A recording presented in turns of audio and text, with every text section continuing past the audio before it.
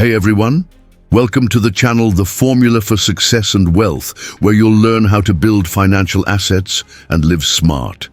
Have you ever wondered why some people seem to have a natural magnet for money, while others keep struggling, despite working hard every single day? The truth is, wealth isn't about luck. It's about habits, it's about mindset, and there are clear signs along the way. I learned that through experience after spending nearly 10 years in the financial industry, watching people rise and others sink. In this video, I'm going to share the 9 key signs that show whether or not you're on the path to becoming wealthy, and what you must start doing today to align your life with financial success. Pay close attention, because by the end of this video, you'll know exactly what's keeping you away from freedom and how to turn it all around. But before we move on, I need to ask you something important. If you're serious about getting out of survival mode and building a life with more freedom and security, hit that subscribe button now and turn on the notification bell, because here you're not going to get vague tips, you'll get real guidance, practical strategies, and content that can change your financial future. Don't put it off. Your breakthrough could be in the very next video. The first sign is that you're selective about your inner circle. Honestly, I didn't used to believe this mattered until I started working in a corporate environment and witnessed it firsthand. I was the type of employee who stayed focused and worked overtime, convinced that alone would earn me promotions and raises. But I watched a colleague with average performance move up the ladder, and I was puzzled until I found out he played golf every Thursday with the management team. That's when I realized I was playing the corporate game all wrong.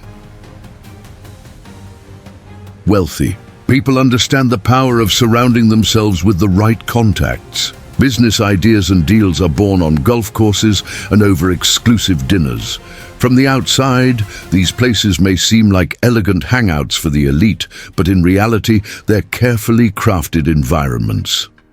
In Think and Grow Rich, the author explains how mastermind groups can elevate your life dramatically.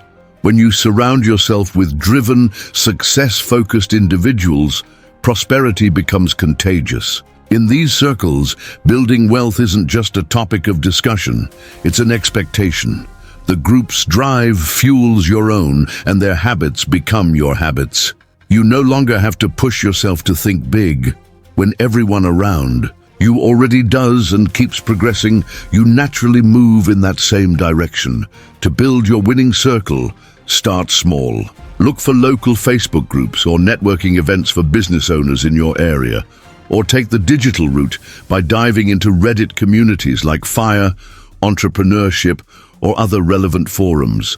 Be consistent and intentional, and as you grow, your network will naturally evolve, connecting you with more successful people over time. The second sign is knowing how to be entrepreneurial and generate additional income. I'm not talking about working extra hours at your regular job. I mean being resourceful enough to create or find new income streams whenever necessary. Back in 2018, I had a deep desire to quit my corporate job and start my own business. But when I reviewed my finances, I realized I hadn't saved enough to feel financially secure for 6 months or a year. At my current saving rate, I would have needed around 3 more years to reach that point. And honestly, I couldn't take 3 more years in that situation. That's exactly the kind of moment that reveals who has the potential to get rich. If you were in my position, the next choice would determine your locus of control. Essentially, how much control you believe you have over your own outcomes. If you think your actions shape your future, then you have an internal locus of control. But if you feel powerless to change your circumstances, then that locus is external. Studies show that people with a strong internal locus of control tend to earn more and build greater net worth, because while some say, "I can't quit because I didn't save enough," or "It's too risky to leave my job," those with an internal locus ask, "How can I save more? And how do I reduce the risk of quitting?" And that's exactly what I asked myself. The following year, I committed to earning more on the side. I set aside at least 3 hours every weekday and a minimum of 8 hours on weekends for side projects. Yes, it required a lot of time and energy, but eventually I started to see results and was able to quit my job within just 1 year. What's interesting is that you can often spot future high achievers early, in middle school, high school, or college. They're the ones always chasing opportunities. I was that kind of kid, selling snacks at school, flipping used phones, and constantly searching online for ways to make money because I didn't grow up in a financially comfortable environment. Quick, a break here. If this content has already made you think differently, imagine everything else we can explore together. So do this. Double check that you're subscribed and have that notification bell turned on. Every piece of content here is designed to bring you clarity, motivation, and real strategy. No fluff. And let me be real with you.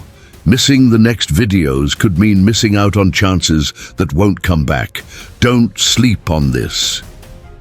The next sign is recognizing that there's always more to learn. Have you noticed how wealthy individuals are? Borderline obsessed with learning. Warren Buffett reportedly reads about 500 pages a day. Mark Cuban still spends 3 hours a day learning new things. And the average CEO is said to read a book a week. Meanwhile, most people stop learning the moment they finish school, right? They graduate, land a job, and consider their education done. Day after day, they come home after work and binge-watch TV until it's time to sleep and repeat it all the next day. Personally, I enjoy watching shows too. I recently finished Game of Thrones. I know it's an older series, but here's the thing. I've got a pretty obsessive personality. If I start a really good show, I feel compelled to finish it before doing anything else. That's why I rarely start new series these days. Still, if you're aiming to build wealth, you need to understand that formal education is just your starting point. School teaches you how to learn, but real financial growth happens after graduation. There's a fascinating 20-year study conducted by Thomas Corley that found 88% of wealthy people dedicate at least 30 minutes a day to personal development. Reading, while only about 2% of those facing financial hardship do the same. To be fair, we don't know for sure whether wealthy people started reading before they became rich or afterward, but research does indicate that employees who take part in skill development programs where they learn new abilities or talents tend to earn, on average, around $8,000 more than their peers, which is a significant difference. Plus, acquiring new knowledge is never a waste. I recommend setting aside at least 30 minutes a week to work on learning a new skill if your goal is to build wealth. The next indicator that you're on track to becoming wealthy is giving priority to acquiring assets. Before you buy something, how often do you stop to consider whether it will generate income or just increase your expenses? In The Psychology of Money, the author found that the most prosperous individuals weren't necessarily those with the highest salaries, but rather the ones who understood the difference between spending for consumption and spending for production. That means, while most people use their paycheck on things that lose value the moment they're purchased, like smartphones, brand new cars, or designer clothes, the wealthy are obsessed with buying stocks, rental properties, or investing in side businesses that generate income over time. Buying for consumption brings short-term satisfaction, but investing in production builds long-lasting wealth. When you focus on assets, your mindset shifts from "what can I buy right now" to "what will this provide for me in 5, 10, or 15 years?" It becomes less about how much money you earn and more about how much your money can earn for you. If you get excited about buying shares, you're on the right path. Another sign of a wealth-oriented mindset is realizing that money isn't your most valuable resource. Time is. Wealthy people know how to manage their time strategically to get more done. Just think about Jeff Bezos or Mark Zuckerberg for a second. They run multiple companies, not only because they have talented teams helping them, but also because they know how to make the most of every minute. This was something I personally struggled with for a long time, until I discovered how to create my own priority matrix. These days, I sort my tasks into 4 categories based on how urgent and important they are. Depending on where each task fits, I handle them in a specific order of importance. This method has helped me a lot, especially because most of us find it hard to prioritize correctly. We tend to act on what seems urgent in the moment, even if it doesn't make a real impact.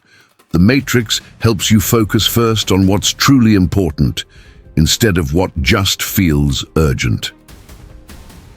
Another key to future success is knowing when to prioritize yourself. Many of us were raised to always be kind and accommodating to others, but when that becomes constant, we end up putting ourselves last and neglecting our own needs and goals. Sometimes, if you want to get ahead financially, you have to take full control of your life and stop worrying about what others think. I remember when I first entered the financial sector. I was new, didn't know anyone, and I was eager to be liked. So I did everything I could to please those around me.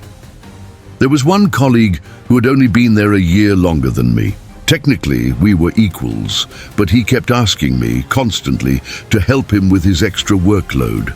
At first, I thought, sure, this is a good learning opportunity. I'll do a great job and show everyone what I'm capable of. So, I helped him almost daily for about 6 weeks. I'd stay late while he left early, doing almost all of his additional work, until I realized he was taking credit for it all. The next time he asked for help, I simply declined. The point is, if you don't set healthy boundaries and learn to put yourself first, people, especially employers, will take as much as they can from you. If it were a one-time favor or occasional support, that would be different. But this was completely one-sided, and I just felt used. Worst of all, because I undervalued myself and kept staying late voluntarily, I was stealing time from my own priorities. Time I could have been using to improve my skills or grow my income. Another powerful trait of those destined to build wealth is the habit of thinking ahead. Instead of focusing only on their current reality, they consistently make plans, set goals, and think about where they want to be financially in the future. Most people only react to the present and create strategies just to escape their current struggles. But those who become wealthy do the opposite. They visualize the final goal, then work backward to map out the steps needed to get there. I remember when I was about 15, I carried around this old notebook where I wrote down one of my goals. I wanted to earn a 6-figure income. I didn't come from a wealthy background, so that number, 100K or something close, seemed like a dream. After writing that goal, I began reverse engineering the path to reach it. I knew I'd need a well-paying job, and to land one of those, I needed to attend a great university. That meant getting good grades, which required a strong academic performance. So I kept working backward to define every step I'd need to take. At every stage, I'd ask myself, does this move bring me closer to that 6-figure goal? I'm proud to say I hit that target shortly after graduating, and it happened because I laid out the process clearly from the start. Once I reached it, I moved on to the next target, becoming an entrepreneur and being my own boss. Again, I reversed the steps, figured out what it would take, and followed the plan. Today, I own a media company, manage my own team, and have been doing this for a few years. All thanks to the ability to break down the goal and work backward. Another important sign that you understand the fundamentals of wealth is grasping what's known as the 8th wonder of the world: compound interest. In simple terms, it's earning returns on the returns you've already made, meaning you don't just gain profit on your initial investment, but also on the interest that's been accumulating over time. It's a little tricky to explain without numbers, so let's say you manage to save about $100 every month and aim for an average annual return of 8%. After about 7 years, you'd hit the $100,000 mark. It might seem like a long time to reach your first 100K, but the interesting part is what happens next.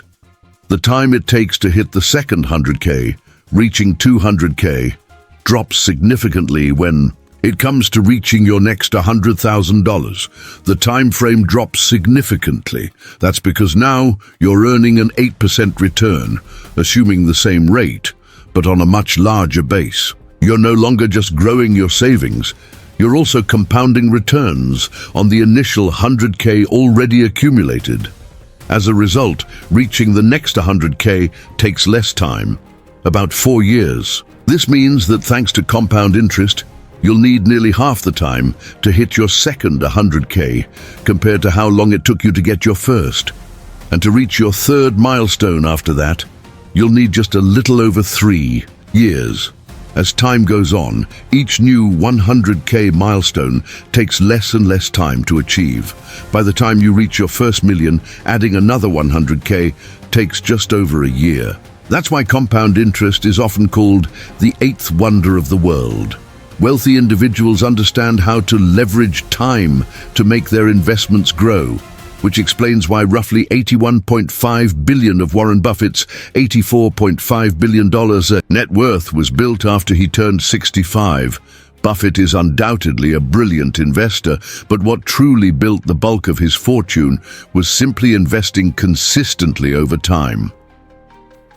Another sign that points to future wealth is having a sense of urgency. One pattern I've noticed among all my wealthy friends is that they don't sit around waiting for the perfect moment to take action, because they know perfection doesn't exist. When they see a window of opportunity, they move. That doesn't mean they act recklessly or without thought, but they lean toward action rather than hesitation. Take Jeff Bezos in 1994 as an example. He had a solid, high-paying job in finance, but he noticed the internet was growing at over 2,000% per year.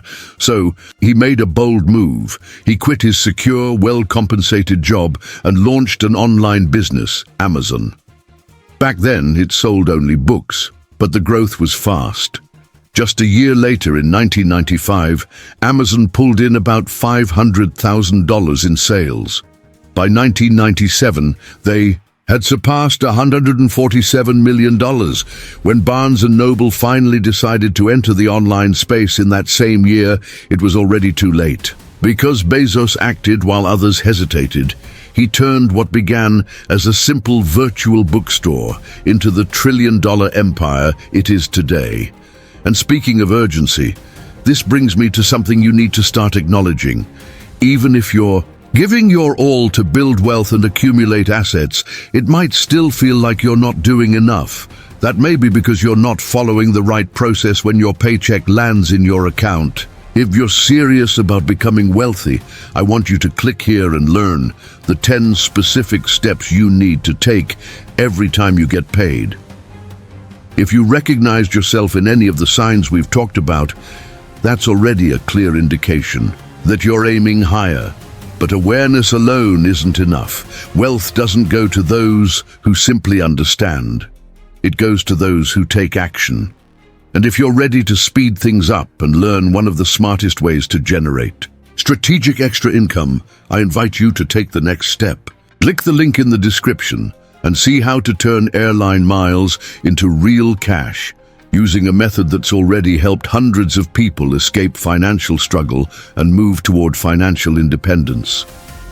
Don't wait for the right time. That time is now, because the only thing standing between you and your financial freedom is the decision you make today. And if this video resonated with you, hit the subscribe button right now. This is only the beginning of a transformation that could take you far beyond what you've imagined. Turn on the bell too, because upcoming videos will bring more signs, more strategies, and real ways for you to stop struggling and finally take control of your financial life. Your future self will thank you for the click you make today. See you in the next video.